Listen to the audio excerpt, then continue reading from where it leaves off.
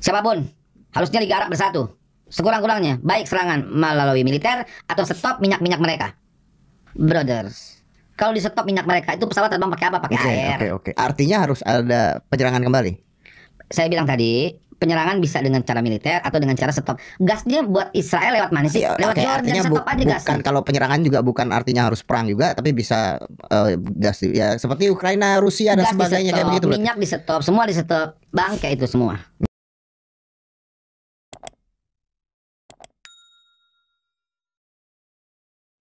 Shalom Elohim, kembali lagi bersama saya di channel ini. Terima kasih buat semua teman-teman yang selalu mendukung perkembangan channel ini dengan cara like, komen, dan subscribe. Pernahkah terlintas di kepala kita mengapa Israel tetap makmur walaupun Israel adalah negara yang paling sering dilanda perang dibanding negara-negara lain di dunia? Kebanyakan umat Kristen mungkin akan menjawab karena Allah menyertai mereka. Mungkin juga sebagian akan menjawab Allah yang akan berperang bagi mereka dan mereka hanya diam saja. Di sebuah artikel yang dilansir kompastv.com mencatat bangsa Israel yang walaupun hidup tanpa minyak dapat hidup makmur. Kira-kira apa penyebabnya? Sebelum lanjut ke artikelnya, mari kita lihat cuplikan video berikut ini, di mana Babe Haikal mengatakan ingin menghentikan aliran minyak dari Israel. Stop minyak-minyak mereka agar tidak berkutik saat menghadapi serangan negara luar. Mari kita lihat video selengkapnya. Siapapun, harusnya Liga Arab bersatu. Sekurang-kurangnya, baik serangan melalui militer atau stop minyak-minyak mereka. Brothers, kalau di stop minyak mereka itu pesawat terbang pakai apa? Pakai air. Oke. Artinya harus ada penyerangan kembali. Saya bilang tadi, penyerangan bisa dengan cara militer atau dengan cara stop. Gasnya buat Israel lewat mana sih? Lewat Jordan, artinya stop aja gas. bukan kalau penyerangan juga bukan artinya harus perang juga, tapi bisa gas ya seperti Ukraina, Rusia dan Gas sebagainya kayak begitu. Minyak di stop, semua di stop. Bangke itu semua. Nah, bagaimana teman-teman semua?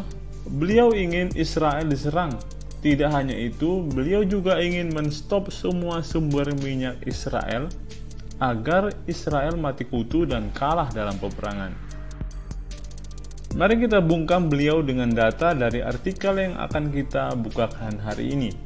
Lihat dan saksikan betapa kaya dan makmurnya Israel walaupun tidak mempunyai minyak sesuai dengan judul artikel ini.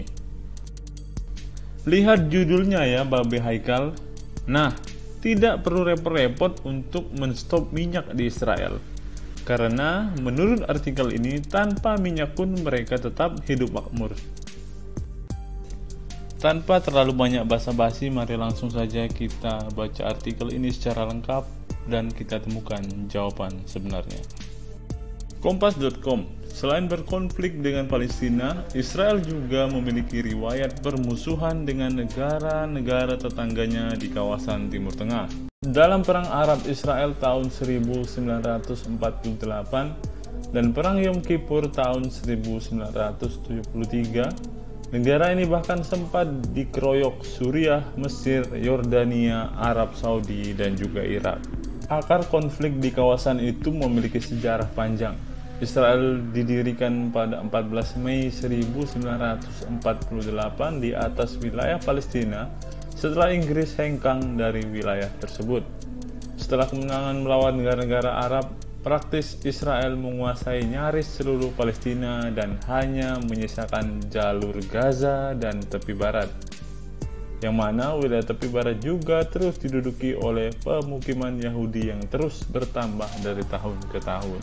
Dua faktor ini merupakan suatu hal yang sangat penting bagi bangsa Israel sehingga mereka bisa hidup makmur walaupun tanpa minyak. Yang pertama, kemajuan ekonomi Israel. Israel merupakan negara di kawasan Timur Tengah yang industrinya, terutama industri manufaktur, relatif paling maju sejak tahun 1970-an. Saat negara Arab masih mengandalkan sumber uang dari minyak, Israel sejatinya juga memiliki cadangan minyak dan gas namun relatif sedikit. Dikutip dari halaman resmi Kementerian Luar Negeri Israel, kemajuan industri di negara itu tak lepas dari banyaknya tenaga ahli dan cendekiawan yang melakukan eksodus dari negara-negara Eropa selama pecah Perang Dunia Kedua untuk menghindari persekusi. Banyak dari para pengungsi Yahudi dari Eropa ke tanah Palestina ini adalah mereka yang merupakan tenaga-tenaga ahli berbagai bidang industri, termasuk juga para ahli ekonomi, dokter, pengacara, hingga bankir. Bukan hanya dari Eropa, banyak pula penduduk Yahudi yang selama puluhan tahun menetap di benua Amerika dan bekas Uni Soviet juga melakukan eksodus ke tanah Palestina. Bahkan eksodus dari Yahudi dari seluruh dunia ke Israel masih berlangsung hingga saat ini. Banyak di antaranya menetap dan membangun pemukiman di tepi barat yang sejatinya merupakan wilayah Palestina. Bonus demografi dengan penduduk yang terampil inilah menjadikan ekonomi Israel begitu cepat berkembang. Hingga tahun 1970-an, industri-industri yang sudah berkembang pesat di Israel antara lain pupuk, pestisida, farmasi, bahan kimia, plastik, dan logam berat. Pada tahun 2008, negara itu sudah memiliki industri manufaktur dengan jumlah pekerja mencapai 384.000 orang, yang sebagian besar merupakan pekerja terampil. Dengan keterbatasan wilayah, pada tahun 2008 Israel sudah memiliki 11.000 pabrik yang menghasilkan 58 miliar dolar Amerika dan separuhnya diekspor ke seluruh dunia. Bahkan selain industri manufaktur, sektor pertanian di Israel merupakan yang paling maju di dunia dengan produktivitas lahan yang sangat tinggi karena memanfaatkan teknologi tinggi. Israel adalah salah satu negara pengekspor alat-alat pertanian dan peternakan canggih terbesar secara global termasuk ke Indonesia. Yang kedua yang membuat Israel makmur walaupun tanpa minyak adalah perusahaan teknologi. Israel juga merupakan negara di mana perusahaan-perusahaan teknologi tumbuh sangat subur. Pada tahun 1980-an, banyak orang yang bekerja di Silicon Valley bermigrasi ke Israel. Meski telah tinggal di Israel, para warga Yahudi ini mendirikan pusat-pusat penelitian dan pengembangan untuk memenuhi permintaan perusahaan-perusahaan teknologi Amerika Serikat seperti Microsoft, IBM, dan Intel. Lalu pada tahun 1990-an, para insinyur terampil juga berdatangan dari negara-negara bekas Uni Soviet untuk bermigrasi ke Israel, membuat negara itu semakin diberkati dengan kelimpahan sumber daya manusia yang terampil. Israel mencatatkan pertumbuhan industri teknologi sebesar 8% per tahun. Perusahaan-perusahaan baru di sektor teknologi terus bermunculan bak jamur di musim hujan. Kondisi ini membuat ranking penelitian dan pengembangan Israel selalu menempati peringkat 10 besar di dunia. Sektor teknologi yang sebelumnya hanya menyumbang sebesar 37% dari produk industri meningkat menjadi 58% di tahun 1985 dan kembali meningkat jadi 70% pada tahun 2006. Hampir 80% produk berteknologi diekspor keluar. Ekspor produk teknologi asal Israel meningkat 4 kali lipat dari 3 miliar dolar Amerika di tahun 1991 menjadi 12,3 miliar dolar Amerika di tahun 2000, lalu menjadi 29 miliar dolar Amerika di tahun 2006. Negara Israel juga menerima banyak pendanaan untuk mengembangkan riset dan teknologi dari negara lain seperti Amerika, Kanada, Italia, Austria, Prancis, Irlandia, Belanda, Spanyol, Cina, Turki, India, dan juga Jerman. Banyaknya perusahaan besar di bidang teknologi tentu menyumbang pemasukan besar untuk pemerintah Israel dari sisi pajak, sumber devisa, ataupun penyerapan jumlah tenaga kerja.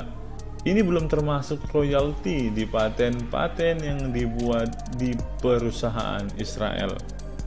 Ketiga yang tidak kalah penting yang membuat Israel dapat hidup walaupun tanpa minyak yaitu PDB Israel. Dikutip dari data Bank Dunia, total produk domestik bruto PDB per kapita Israel pada 2022 menembus 54.660 dolar Amerika atau sebesar 868,86 juta. Untuk gambaran saja, PDB per kapita Indonesia di tahun yang sama adalah 4.332 dolar Amerika atau 68,86 juta. Sebagai perbandingan lainnya yakni PDB per kapita Israel dengan negara-negara Arab tetangganya yang cukup jomplang, di mana PDB per kapita Yordania 4.103 dolar Amerika, Lebanon 4.132 dolar Amerika, dan Mesir 3.698 dolar Amerika. Israel juga jauh mengungguli negara-negara Arab Teluk yang rakyatnya makmur berkat minyak seperti Kuwait dengan PDB per kapita 24.300 dolar Amerika, Uni Emirat Arab 44.315 dolar Amerika, dan Arab Saudi 23.135 dolar Amerika. Israel hanya kalah dari PDB per kapita Qatar yang saat ini adalah 66.838 dolar Amerika.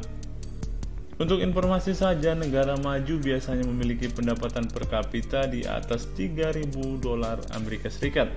Namun, pendapatan per kapita bukan standar tunggal sebagai negara yang dikatakan sebagai negara maju atau berkembang.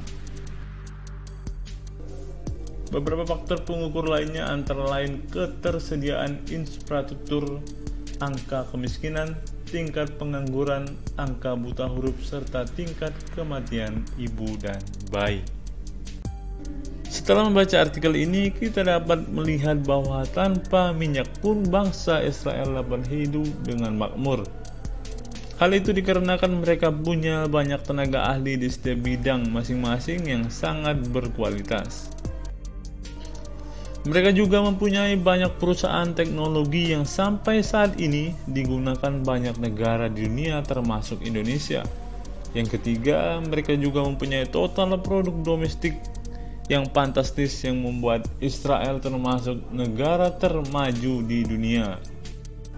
Yang tidak kalah penting, Israel tentunya punya Allah yang selalu menyertai dan memberkati mereka dalam keadaan dan situasi apapun. Demikian video kita hari ini, kiranya melalui video ini kita semua diberkati dan mendapat banyak wawasan baru. Terima kasih buat semua teman-teman yang telah menyaksikan video ini sampai selesai. Salam sadar, salam waras, sampai bertemu di video-video kita berikutnya. God be with you all.